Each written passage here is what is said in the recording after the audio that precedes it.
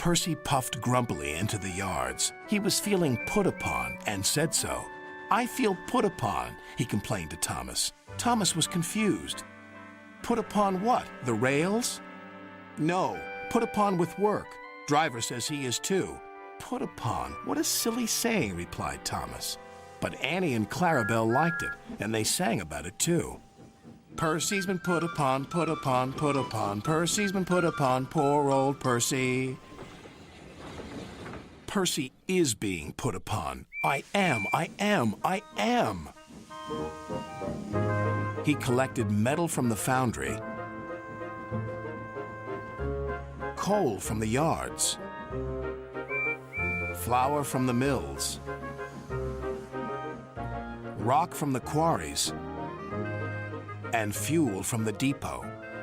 Then he delivered it all to the docks.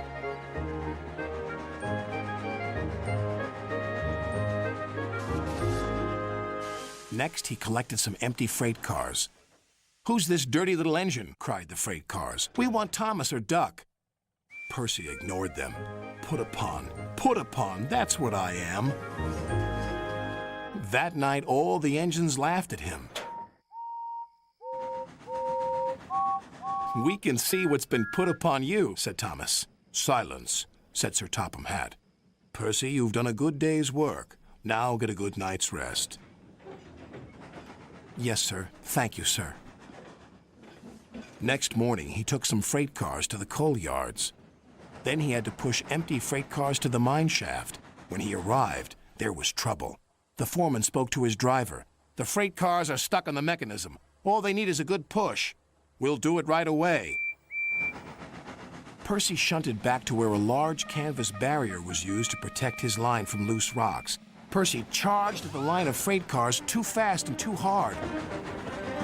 "Oh no!" gasped Percy. The freight cars broke free, but ran out of control to the mines below. On! Faster, faster!" the silly freight cars yelled. Then there was trouble again.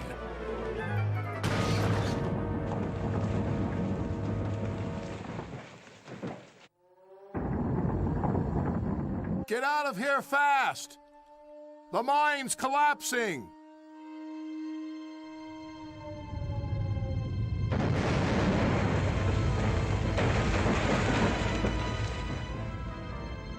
"We'll just have to make a run for it, Percy," called his driver.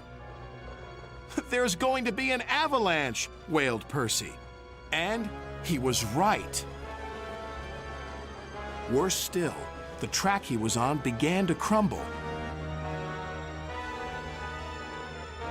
"Oh, help!" wailed Percy. Then he remembered something he had seen earlier. "There's a canvas barrier by the track.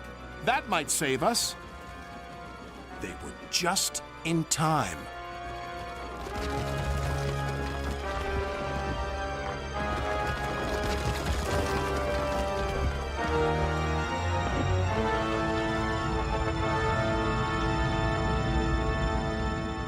Percy was right. The canvas did indeed save them, but the miners didn't know that. "The avalanche has buried an engine and its crew," shouted the foreman. "We must help them." When Percy had been rescued, Sir Topham Hatt spoke to his driver and fireman, then to Percy. "Driver told me how brave you were, Percy. As a reward, you will be repainted at the works." "Oh, thank you, sir." When he returned, Percy's coat glistened in the sun. "I'm sorry we teased you, Percy," said Thomas. "You were certainly put upon by that avalanche." "Yes, indeed. But just look at my new coat of paint. Now, I don't mind that being put upon me."